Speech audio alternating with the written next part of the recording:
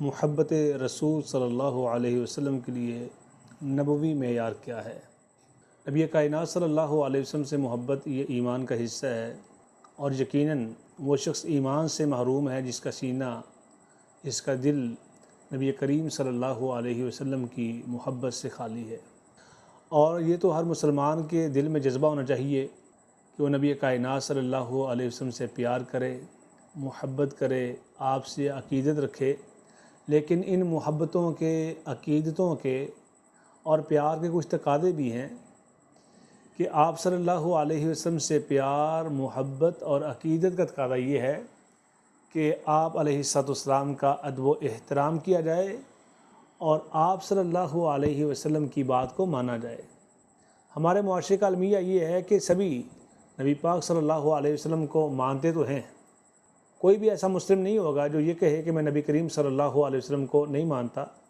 ہر ایک اس بات کا اقراری ہوگا کہ میں نبی کائنات صلی اللہ علیہ وسلم کو مانتا ہوں، لیکن بہت کم افراد، بہت کم مسلمان ملیں گے کہ جو نبی کریم صلی اللہ علیہ وسلم کی مانتے بھی ہوں۔ جیسا کہ سورۃ الفتح کے اندر اللہ تعالیٰ نے ارشاد فرمایا لِتُؤْمِنُوا بِاللَّهِ وَرَسُولِهِ وَتُعَزِّرُوهُ وَتُوَقِّرُوهُ،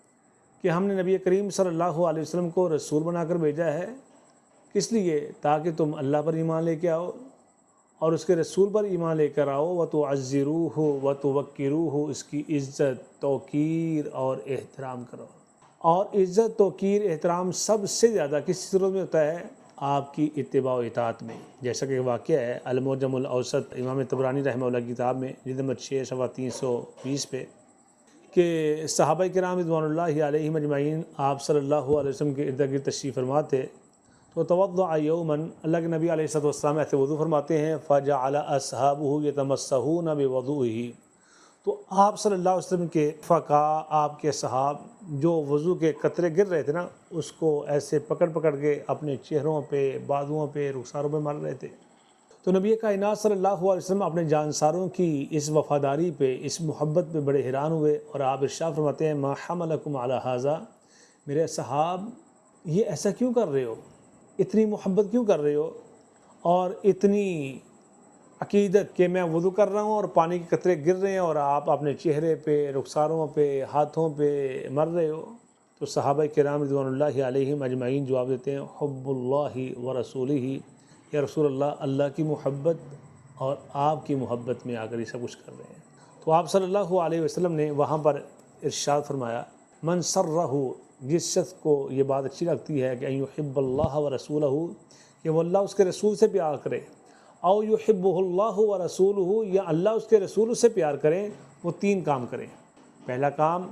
فلیصدق حدیثہ اذا حدث، جب بھی وہ گفتگو کرے سچی بات کرے، اور دوسری ولیؤدی امانتہ اذا اؤتمن، جب اس کے پاس امانت رکھی جائے تو وہ صحیح طریقے سے اس امانت کو ادا کرے، اور تیسرا ولیحسن جوار من جاورہ، جو بھی اس کا ہمسایہ ہے جیسا بھی ہے یہ اس کے ساتھ حسن سلوک سے پیش آئے۔ یہ تین چیزیں، گفتگو سچی کرے، امانت کی پاسداری کرے، اور تیسرا اپنے ہمسائے کے ساتھ حسن سلوک سے پیش آئے۔ فرمایا یہ ایسے عمل ہیں اللہ اس کے رسول اس سے پیار کریں گے اور وہ شخص اللہ اس کے رسول سے محبت کرے گا۔